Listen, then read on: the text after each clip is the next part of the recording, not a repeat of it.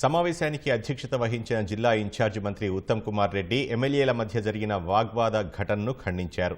ప్రభుత్వ అధికారిక కార్యక్రమాల్లో ప్రజాప్రతినిధులు ఇలా వ్యవహరించడం సరికాదన్నారు.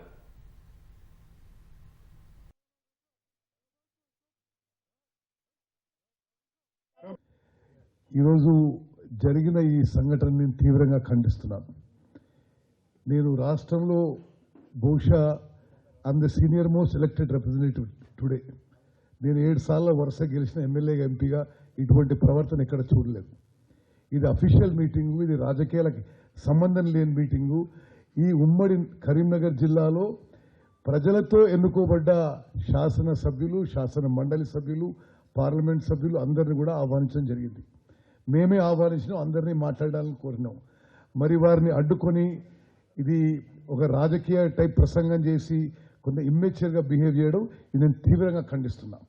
ఈ యొక్క సమావేశం అసలు ఉద్దేశం డైవర్ట్ చేయడానికి జరిగిందో మరి ఇతర రాజకీయ కారణాల వల్ల కానీ మరి ఇటువంటి ప్రవర్తన సరైంది కాదని చెప్పి నేను ఈ పత్రికా ముఖంగా తెలియజేస్తున్నాను.